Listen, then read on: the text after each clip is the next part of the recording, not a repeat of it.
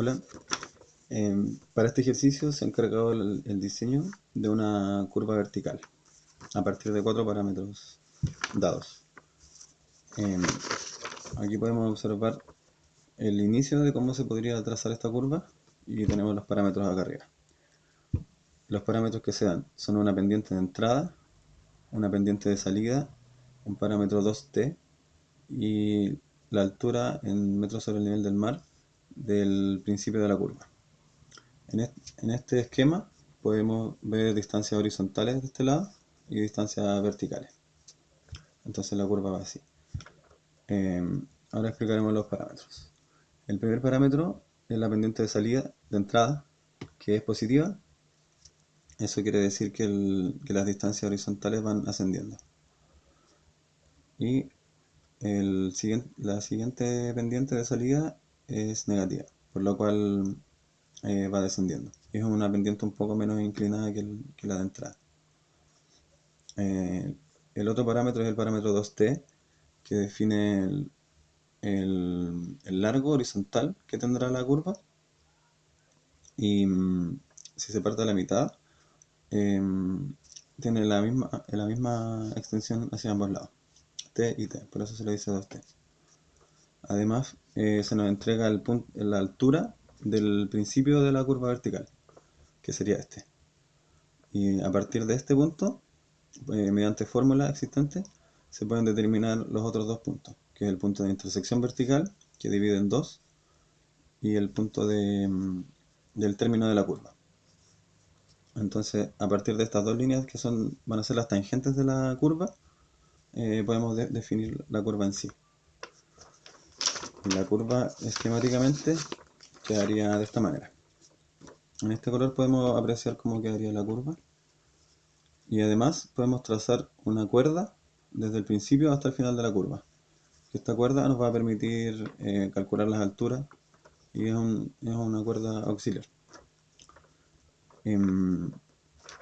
Lo primero que se debe hacer para poder calcular las alturas es determinar la pendiente de esta cuerda, que es el promedio de las pendientes de las otras dos tangentes de entrada y de salida. Conociendo la pendiente de ese punto, podemos calcular la altura del punto central, que corta justo a la mitad. Y este punto le llamaremos C. Y el punto que pasa justo por la intersección y que toca la curva, le vamos a denominar punto E. Y este dibujo es esquemático, pero estas dos distancias, estos dos tramos, son exactamente iguales, lo que nos va a permitir a la vez calcular la altura conociendo ya la altura del punto C, calcular la altura del punto E. Y conociendo este punto, ya resultará mucho más fácil calcular la altura de cualquier punto en la curva, lo que nos va a permitir llevarla a una construcción y llevarla a cabo. Pero para esto primero necesitamos generar secciones. Y las secciones las vamos a generar usando la pendiente de entrada y de salida y dividiéndolo en el número de enteros que estén entre ambas pendientes.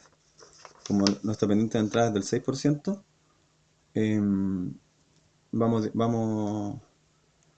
la altura va a ir cada vez disminuyendo. O sea, la pendiente irá disminuyendo a medida que va avanzando la curva. Entonces, para dividirla en enteros, vamos pasando del 6 a 5, a 4, a 3, a 2, a 1, hasta llegar a la pendiente 0. Y luego empieza a descender. Entonces lo dividiremos en el mismo número de enteros que tengamos. Y esas serán nuestras estaciones, dándonos 9 estaciones. Teniendo estas 9 estaciones, nos generan 8 subsecciones. Y utilizando el parámetro E, esta altura, podemos determinar la altura de cada punto mediante fórmula. Y finalmente, podemos aquí apreciar cómo van decreciendo y luego creciendo las pendientes de cada punto.